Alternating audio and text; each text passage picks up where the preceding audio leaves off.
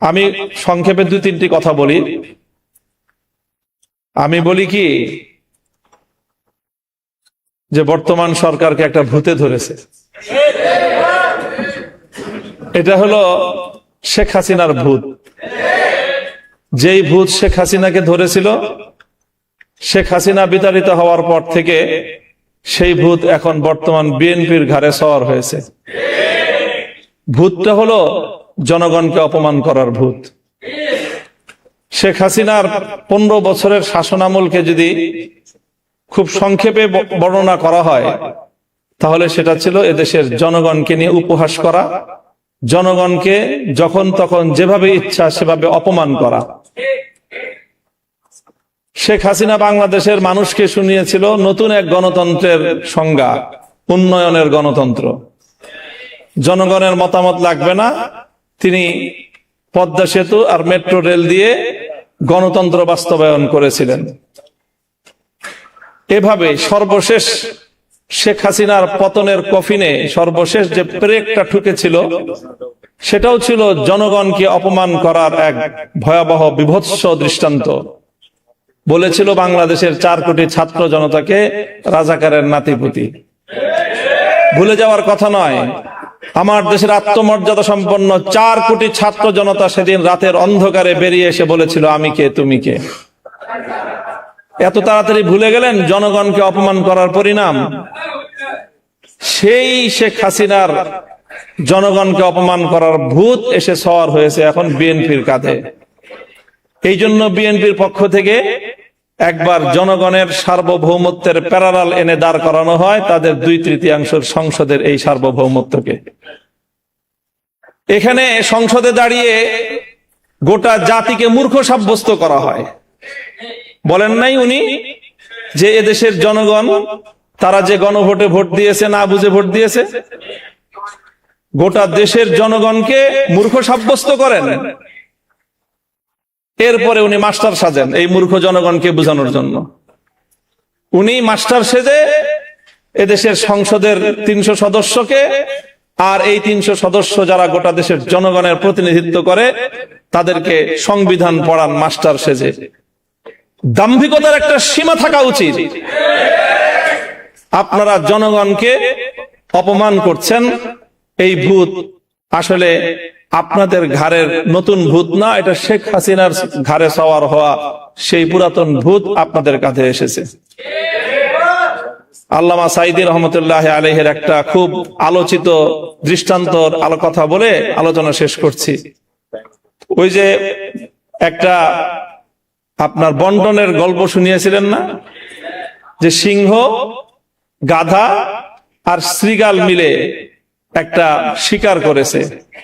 এরপরে সিংহ বলেছে, এখন তো শিকার করলাম গরু, হরিণ আর খরগোশ, এখন 3 জন মিলে শিকার করেছি, বন্টন না করে তো খাওয়াটা এটা বেইনসাফি দেখায়। কাজে একটা পদ্ধতি অনুযায়ী তুমি বন্টন করো। গাধাকে বন্টন করতে দিল, গাধা বন্টন করলো, আপনি বড়, আপনি গরুটা খান, আমি মাঝারো, আমি হরিণটা খাই, আর ওই পাতি শিয়াল ও ছোট ও খরগোশটা খাক। তো সিংহ এক চর মেরেছিল, এক চরে তার ঘাড় উপরে পড়ে গিয়েছিল। এরপরে বলল যে শ্রীগালকে বলল, তুই ভাগ কর। কেন মহারাজ, কি ভাগ করব? না না, আমি তো ভাগ ছাড়া খাবো না, আমি তো সিস্টেম ছাড়া খাই না, সাংবিধানিক পদ্ধতি বাস্তবায়ন হবে তারপরে সেটা আমি খাবো। শ্রীগাল বলল যে আপনি গরুটা দিয়ে সকালবেলায় আপনি ব্রেকফাস্ট করবেন, হরিণটা দিয়ে ডিনার করবেন, লাঞ্চ করবেন, আর খরগোশটা দিয়ে আপনি ডিনার করবেন। জিজ্ঞাসা করলো, এত সুন্দর বন্টন তোরে শিখাইছে কে? তো শ্রীগাল বলে, ওই যে একটু আগে ওই যে গাধার পরিণাম আমাকে এই উত্তম বন্টন শিক্ষা দিয়েছে। হাসিনার ভূত যার কাঁধে ভর করেছে তাদেরকে বলতে চাই, হাসিনাকে অনেক মানুষ বলতো যে খুব রাজনীতি বুঝে। আমি তখনই বলতাম যে হাসিনার মতো বেকুব রাজনীতিবিদ বাংলাদেশে দ্বিতীয় কেউ জন্ম নেয় নাই। 70 বছরের আওয়ামী লীগকে বাংলাদেশ থেকে ধ্বংস করে দিয়ে গিয়েছে শেখ হাসিনা।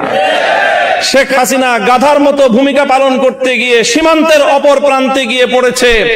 তোমরা শ্রীগালের মতো যদি সেই শেখ হাসিনার পথ অবলম্বন করার চেষ্টা করো, সেখান থেকে শিক্ষা গ্রহণ করো, তোমার পরিণাম ভিন্ন কিছু হবে না। ক্ষমতার মসনদে বসলে জনগণকে খুব ক্ষুদ্র মনে হয় না? ক্ষমতার মসনদে বসে শুনেছিলাম ইঁদুর নাকি নিজেকে সিংহের মতো ভাবে। আজকে বিএনপির অবস্থা দেখে মনে হচ্ছে তারা ক্ষমতার মসনদে বসার পর জনগণকে তারা ইঁদুর আর নিজেদেরকে সিংহের মতো ভাবছে। আমরা পরিষ্কার ভাষায় বলি, জনগণকে সম্মান করতে শিখো। গণভোটের যে রায়, বাংলাদেশে এটি চতুর্থ গণভোট আজকের আলোচনায় এসেছে। বাংলাদেশে তো নয়, বিশ্ব ইতিহাসে রেফারেন্ডাম এবং গণভোটকে এইভাবে উপেক্ষা করার কোন দৃষ্টান্ত এবং নজির নাই। এই নতুন নজির সাব্যস্ত করে, নতুন নজির স্থাপন করে নিজেদেরকে ইতিহাসের আস্থা করে নিক্ষেপ করবেন না। শহীদ জিয়াউর রহমান, বেগম খালেদা জিয়ার, বিএনপির প্রতি আমাদের এটা সর্বশেষ শুভকামনা। এরপরও যদি আমাদের আর কিছু বলতে হয়, আন্দোলনের মাঠে কথা হবে, রাজপথে আমরা তোমাদেরকে মোকাবেলা করবো ইনশাআল্লাহ। আপনাদের সকলকে অসংখ্য ধন্যবাদ এবং 11 দলীয় ঐক্য যে অব্যাহত এই গণভোটের রায় কার্যকর করার জন্য যা যা করতে হয় তাই করবে ইনশাআল্লাহ।